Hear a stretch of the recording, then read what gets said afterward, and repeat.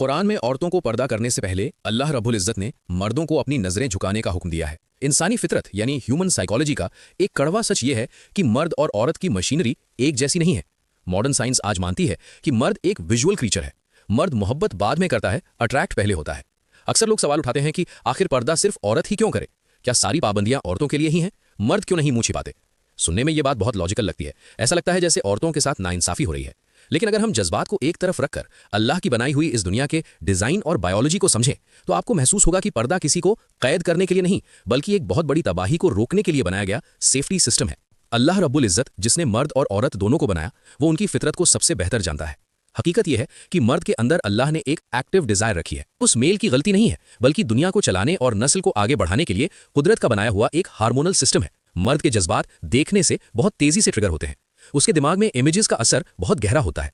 दूसरी तरफ औरत का मामला अलग है। औरत इतनी जल्दी देखकर फिसलती नहीं है। औरत के जज्बात उसकी सुनने और महसूस करने की सलाहियत से जुड़े हैं। उसे इज्जत, कैर और मीठे बोल ज्यादा अट्रैक्ट करते हैं, सिर्फ शक्लो सूरत नहीं। अब यहां लॉजिक लगाइए। अगर एक चीज यानी मर्द की बेकाबू नजर चुंबक की तरह है और दूसरी चीज यानी औरत की खूबसूरती लोहे की तरह है तो हिफाजत के लिए कवर किस पर चढ़ाया जाएगा? जाहिर है उस कीमती चीज पर जो अट्रैक्शन का मरकज है, ताकि उसे हर कोई इस्तेमाल ना कर सके। इसे एक बहुत आसान और घरेलू मिसाल से समझिए। ये बात सीधे आपके दिल पर लगेगी। मान लीजिए एक खुशहाल जोड़ा है, पति और पत्नी। वो एक दूसरे से मोहब्बत करते हैं, हंसी खुशी रह रहे हैं। अचानक वहां एक तीसरी औरत आती है जो बेपर्दा है, बहुत सजी संवरी है और अल्लाह ने उसे खूबसूरती भी दी है। अब मर्द की फितरत क्या है? जैसे ही वो सामने आएगी मर्द की नजर वहां जाएगी। हो सकता है वो मर्द नेक हो, फौरन नजर झुका ले, लेकिन एक पल के लिए उसके दिमाग में एक तस्वीर छप गई। अब यहां शैतान अपना काम शुरू करेगा। वो उस मर्द के दिल में अपनी ही हलाल बीवी के लिए कंपैरिजन यानी तुलना पैदा करेगा। वो सोचेगा काश मेरी बीवी ऐसी होती। बस यही वो लम्हा है जहां से एक हंसते खेलते घर की बर्बादी शुरू होती है।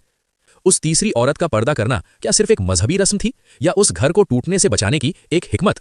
पर्दा असल में उस घर बैठी बीवी के हक की हिफाजत है, ताकि उसका शौहर सिर्फ उसी का होकर रहे और उसकी नजरें बाजार में ना भटकें। सूरा अन-नूर में औरतों को पर्दा करने का हुक्म देने से पहले अल्लाह ने मर्दों को हुक्म दिया है, अपनी निगाहें नीची रखो यानी गज़े बसर।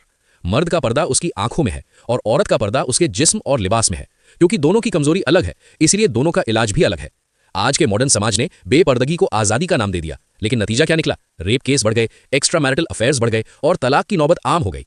इस्लाम औरत को छुपाकर उसे कैद नहीं करता, बल्कि उसे दुनिया की गंदी नजरों से महफूज करता है, ताकि वो पब्लिक प्रॉपर्टी ना बने जिसे हर कोई घूरे, बल्कि वो एक की अमानत बनकर इज्जत और रानी की तरह रहे। मेरी बहनों और भाइयों, अल्लाह के हर हुक्म में कोई ना कोई हिकमत है जो शायद आज हमारी समझ में ना आए, लेकिन वो हमारी रूह और हमारे रिश्तों की हिफाजत के लिए ही है।